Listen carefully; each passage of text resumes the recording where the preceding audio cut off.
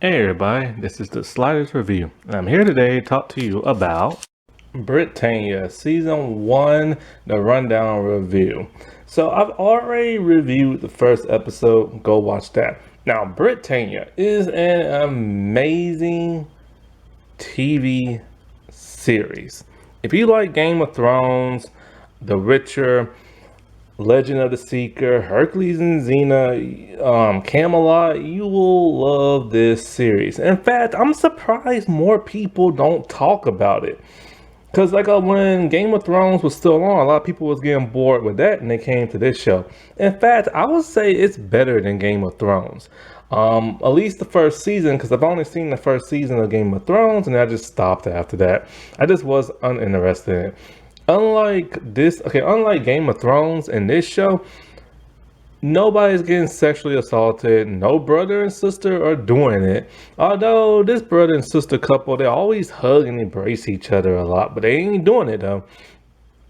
And when winter comes, it's not going to take the entire series. It's going to come towards the end of the first season. All right. And so it's has like a beautiful location. It has great CGI. It has great cinematography. It has great acting, great dialogue. It's light in action.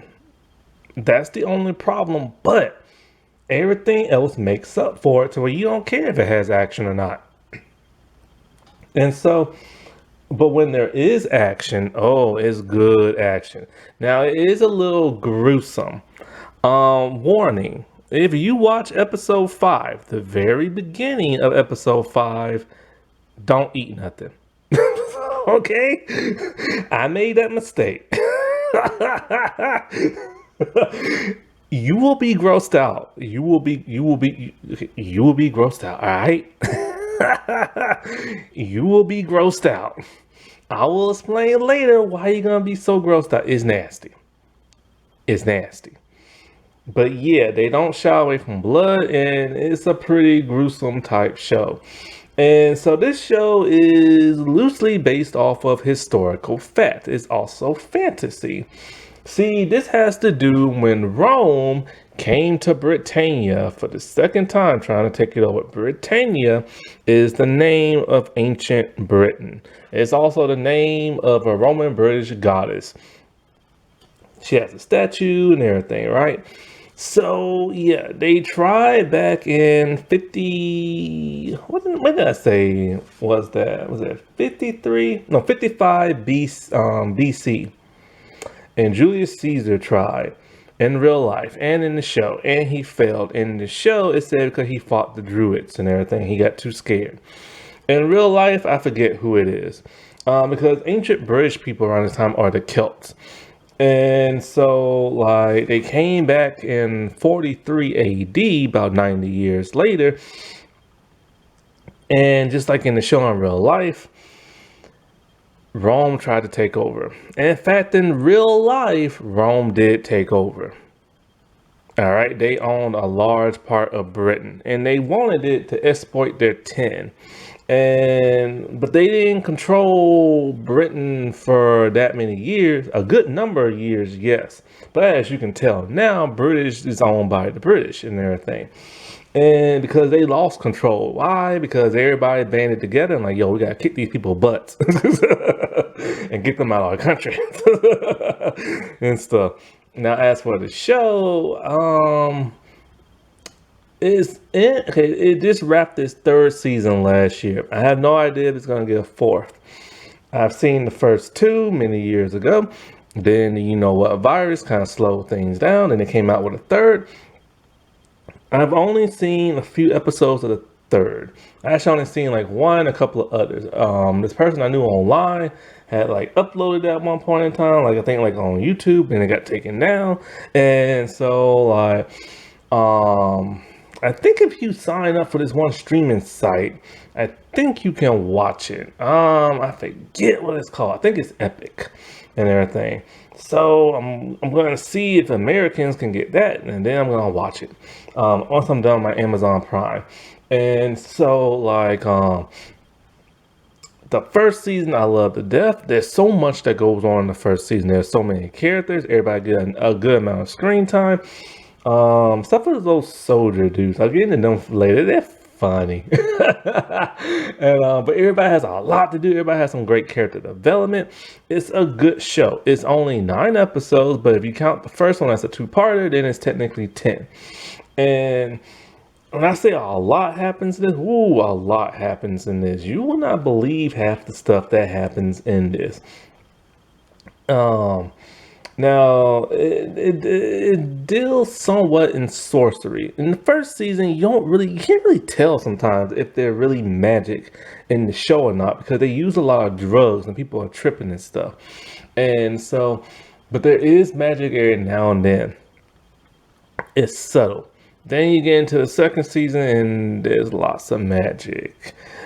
There's lots of magic in the second season and then the third.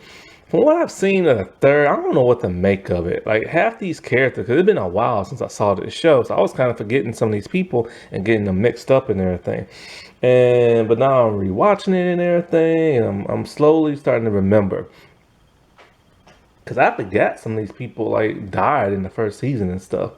But this cast is huge. So huge, I keep forgetting some people's names and I had to write it down and stuff. And a lot of these names I can't pronounce because, they're ancient Roman and ancient like Britain names and stuff. And so like when it comes to the Druids in this show, this is the second series I've seen the Druids be depicted as like godlike beings and magical at that. The first time was on Hercules. And so, but the Druids are actually real people from back in the day. Of course, they ain't got no magic. They probably just had like drugs and people were tripping and stuff. And you know how people were really, well, people still are religious, but they were really religious back in their times of the many gods and stuff. And so, yeah, so let's get on to this show and what's it about. So, like I said before, it's about Rome coming to Britain and trying to take it over. So they're dividing, so they're manipulating the enemies of that certain land they're trying to take over. They're not trying to take over the entire thing. The first they got to take over a small part. So they're trying to take over the land near the shore belonging to the Canti and the Rigi, and the Rigni and the Druids. So they have to find a way to divide and conquer and everything, right? They gotta figure out a way to manipulate their enemies and everything like that. And so they basically tell the Canti and they tell the Rigni that look, we're taking over, that's that, and this is what you're gonna do. You will become people of Rome. You can still live on your land. You give us what materials we want, and we will tax you. Some of your men are gonna join our armies, and if you don't do what we say, we're gonna kill you and everything. So, King Pellinor of the Canti, he ain't having this. He spits in their faces and tells them to leave. And he tells his son, who is the prince, that, now we're about to start war and everything. And he doesn't want no peace with them because, they got rid of the people years ago and they just don't want no part of that. And they want to live their lives because it's their land. So, so they're going to prepare for war and everything. Now, he has a daughter named Kira. Kira has red hair. Kira does not want to go to war with that of Rome. So she sneaks off and she goes to talk to the general. The general name I still can't pronounce. Arliss or something like that. I don't know. Anyway, he's a real dude who did take over Rome and stuff in in real life. So she goes to talk to him and everything, and talking about how because the people in the first episode I talked about. Okay, let me get in a little bit of the first. So they're about to have the winter solstice, and they're about to have their ritual where all the little girls are about to have their belly buttons engraved, and they're about to become women, and they're gonna give themselves new names. Kate is the only girl with no name because she was about to give herself a name, and that's when the Romans invaded, and she got separated from that of her dad. And so then she was found by Dibbis, who is a druid, who's an outcast. And so Kate's dad, Sawyer, is about to be crucified with that of like the witch doctor dude, the shaman. And so the dad's all like, he thinks they're gonna use, cause they're slaves now. So he thinks that, oh, he wants them to like probably dig holes and find some like this and that. No, they want them to make their own crosses because they're about to be crucified and everything. That's what the Romans used to do to people and stuff. And so they're now crucified. And so Kira comes in and she stops it, right? And so she tries to make like a bargain and a deal and this and that. And it works for a while. And so she heads back to like her people. And Linda's, he sees her because as she's about to leave, go back to her people, she gets ambushed by some Roman soldiers. Now, Kira is a cool character. She's a warrior. She can fight. She knows how to use a bow and arrow. She can cut you up with a sword. She can do it. But she still get ambushed, and Lyndon saves her. Lyndon is the dude that Phelan, or whatever his name is, the prince tried to have executed during the marriage of the Canty and Whitney and stuff, because I'm trying to think of his wife's name, Amila or something like that. She is married to Lyndon, and she's also having an affair with the prince. And so like her dad finds out that she went to go talk to like, the Romans and this and that. Now her dad is pissed. Her dad doesn't want her to have no affiliation with the Romans. Now when Kira was talking to the Roman general dude, he was telling her of a story a young boy told him, because a young boy from the Druids came to him and he wanted to know everything about the Druids. And the boy also told him about something else. Apparently, there was a woman, the queen. She was she was Roman, and she came to the land of Britain. She fell in love with the king. They had a kid, and that kid is Kira. I don't know if her brother is also half Roman or not. This is something that she kind of feared because her mom gave her old ancient Roman scrolls. When her brother finds out, he's like, look, dad can't find out. He will be furious, or he'll do to you what he did to mom. And when the Druids decided the mom had to die, he killed his wife. And so when the dad finds out that she had these ancient scrolls, he is furious and he is pissed and everything. So the Roman dude now goes to the Whitney people, and he's trying to persuade their queen. Queen Aunt Tilda, she's played by that Harry Potter Quidditch broomstick lady. And so she's a cool character. She is sassy. She is rude and everything. And he tells her the same thing to everybody else, surrender basically and everything. And she's all like, nah, I ain't doing that. If your people try to like attack my people, we will kill you and this and that. And we have a fortress and all this other stuff.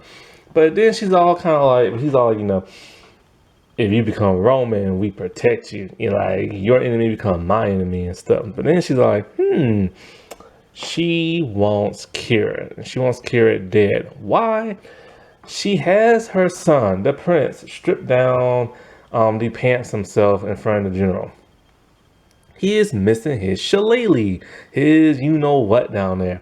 And why? Because he was supposed to marry Kira, and she decided for whatever reason to cut his balls off and his you-know-what. So the queen is pissed.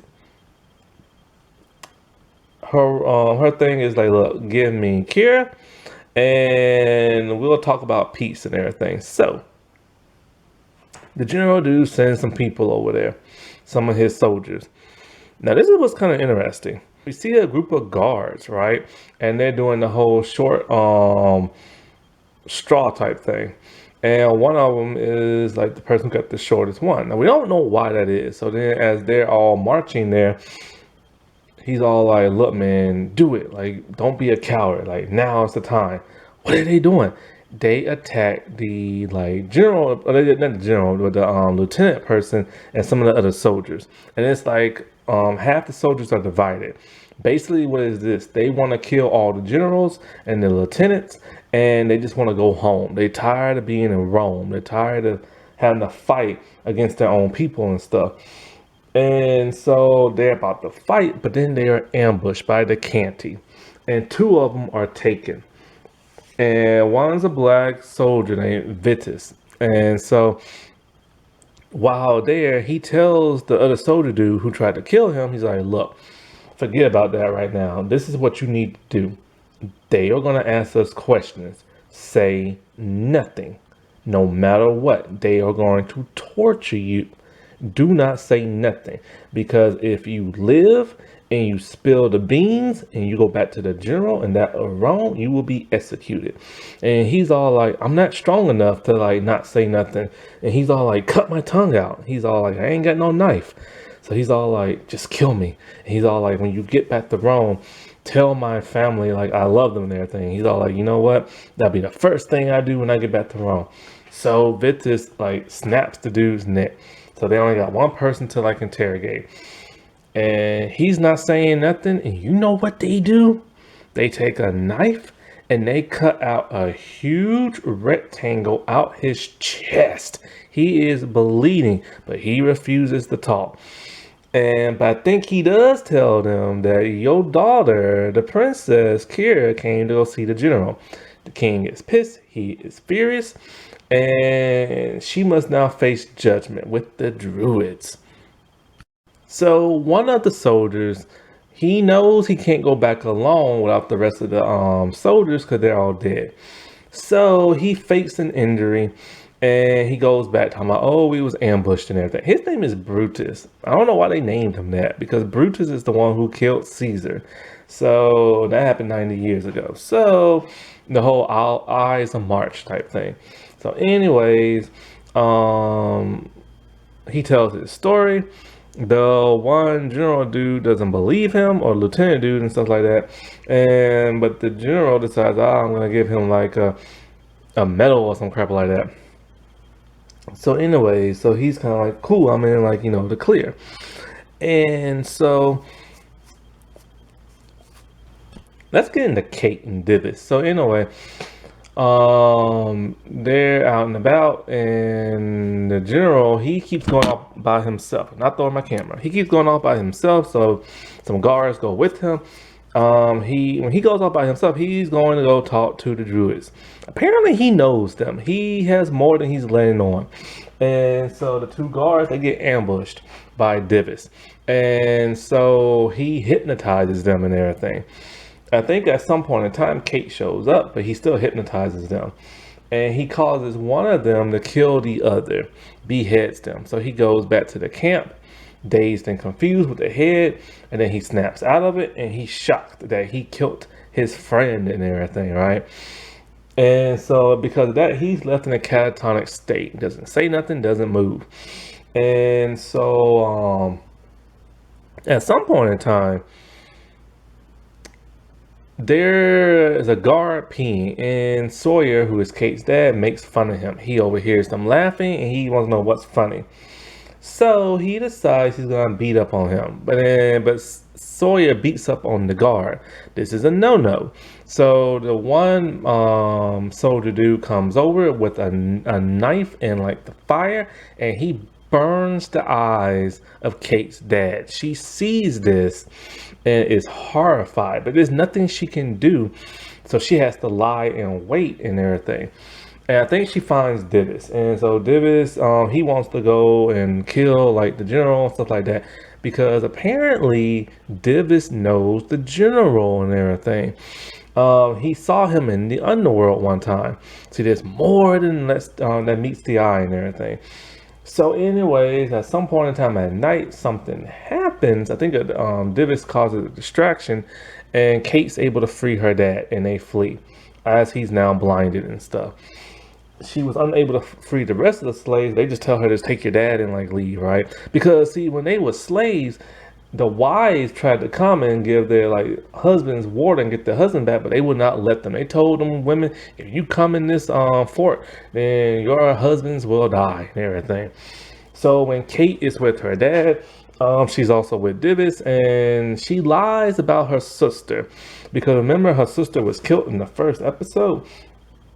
So Isling, he's all like, "Where is she?" He's all like, "Oh, she's safe," but she's not. So then she finally has to tell him the truth, and he is upset. He goes mad crazy.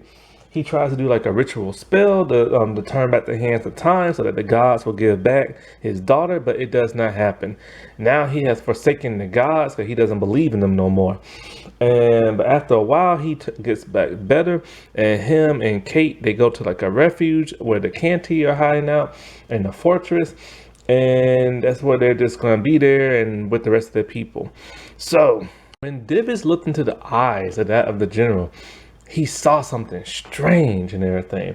So then he goes, I think, back to the Druids, and they don't want to really talk to him. And then he goes back into the underworld. And so when he's there, he sees a vision, a very ominous vision and everything. And that vision is Kate, dressed in what those clothes are called back in those Greek days, a tunic or whatever. She's wearing that, and she's holding that little flag thing of the Roman symbol, and it's set on fire. And we see all this horrific stuff happening. We see her father, who is blind, kneeling next to her. We see the general dead on the ground. She is the chosen one, the savior who is supposed to stop the Romans. She's the one supposed to fulfill the prophecy and everything. So when King Pelamar goes to like the druid dude, he talks to him and everything like that, right? And so it's time for judgment, Kira's judgment. The druid said that the gods have said that the father, the king, must die, and that Kira will now become the new queen. And she is shocked, and so is her brother. He's all like, he don't understand. He's the oldest. He should be the king. He doesn't understand why the gods did this. So Pelennor prepares. They kill him and everything by choking him and then cutting his throat. Now this is in the next episode where it's gross. Why is the fifth episode gross? Well, because they cut open the king's eyes and remove them in his glory. And then so Willow, the head lady of like the druids, who's like Vernon's like number one hand, she's all like, "I will give you new eyes and you can see better than before." And it's like these stones with this like black circles in it, and it looks goofy. But then that doesn't also where they stop. They cut open his heart, take it out. They cut open his leg, take the bone out, take some meat out, and put a stick in there. It's gross, it's nasty, and it's very visual. Very visual. And so Kira doesn't understand why she's the new queen and everything. And so she talks to Vernon, and she wants to know, why did the gods pick her? She doesn't believe anything he's saying. He tells her it wasn't the gods, it was the Roman general. The Roman general wants the king out the way and wants the girl to be now the queen. And so then she's all like, "Long time ago, you wrote something on the back of my neck. What is it?" He doesn't want to tell her, but then he tells her. He tells her that there's a prophecy, a chosen one, a girl will defeat the Romans, a girl whose father is blind. And so we don't know exactly who that is at that time. But then when she goes back to her people, she passes Kate. And wouldn't you know it? But we do know who the blind dude is. It's Sawyer, Kate's dad, and everything. So now the Romans are going to meet with the Druids. And as Vernon and the general are talking, his soldiers are starting to notice something. He seems to know him. By this time, Virtus is back. And this causes Brutus to cower and flee because he knows that he tried to kill what's-his-face. So anyway, they just let him go. They don't care. And he takes with him the dude who's now in the catatonic state that chopped off his friend's head because he tried to kill him as well. So then, at this point in time,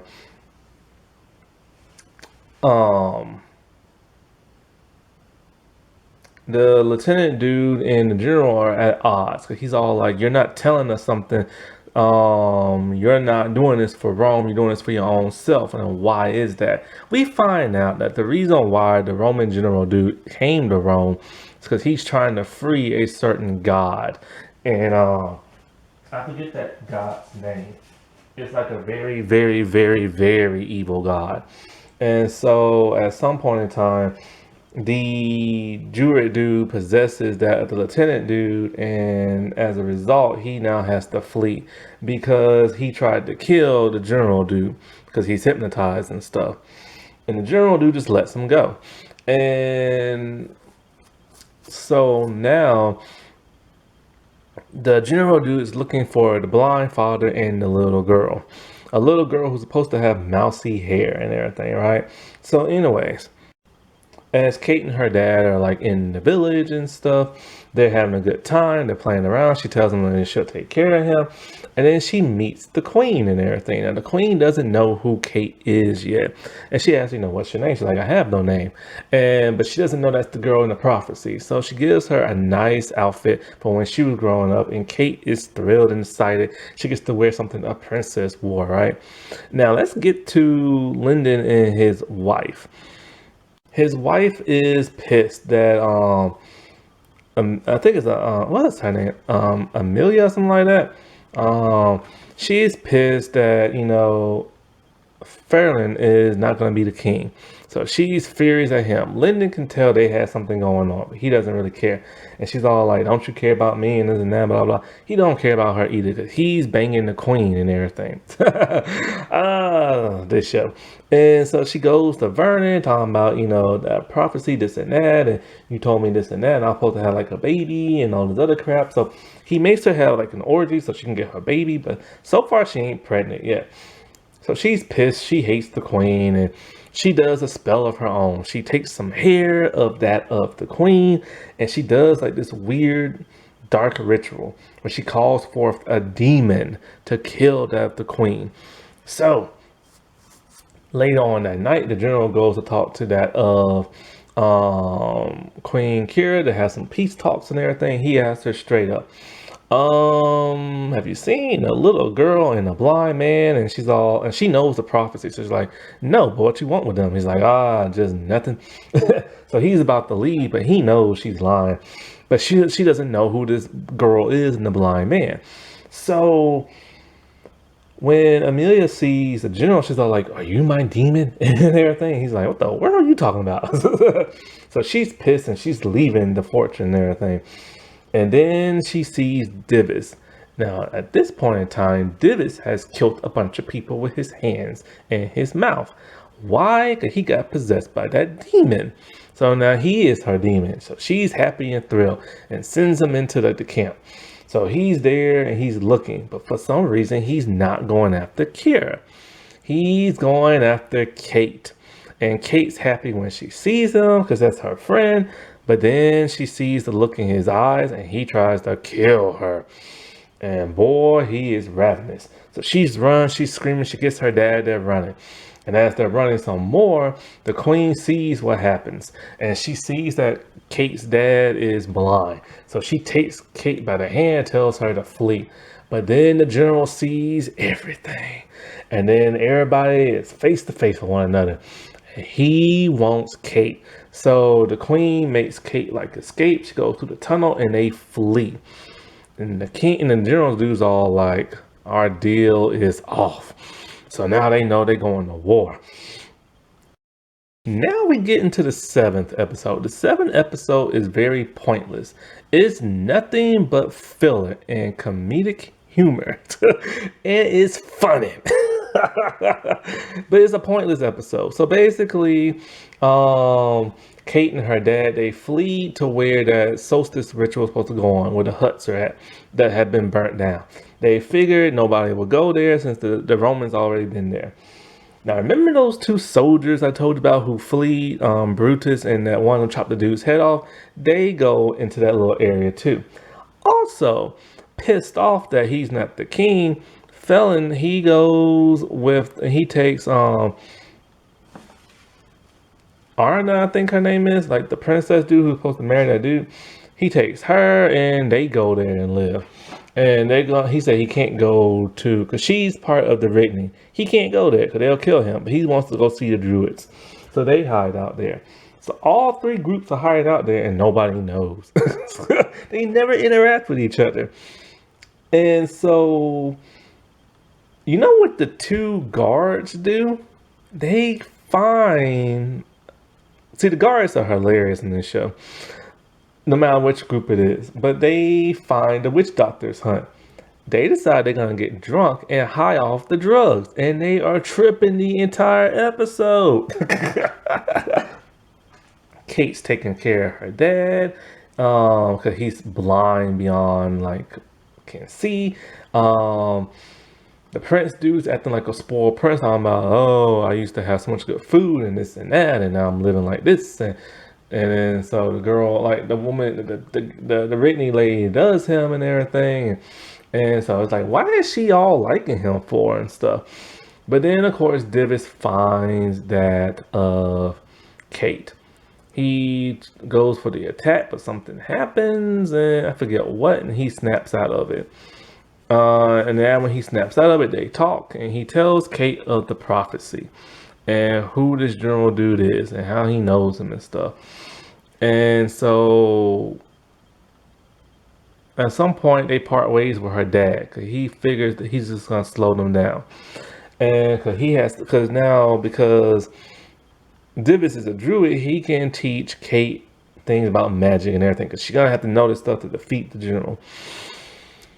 So at this point in time, the general hires a bunch of bounty hunters. He hires one lady named Hella and a bunch of men.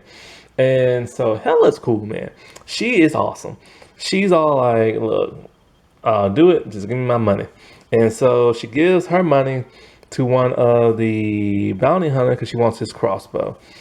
But then this is what she does. She ambushes him when he finds the hut of the two soldiers who's high. She kills them. Not the soldiers, but the bounty hunter dude still has his crossbow, and she takes all the money that they had. Then she finds the third bounty hunter, and she kills him and takes his money. And then she tracks down Kate and everything. She finds them. Her and Divis have a huge fight. And just when you think Divis is going to win, she stabs and kills him and throws him into the water. She takes Kate.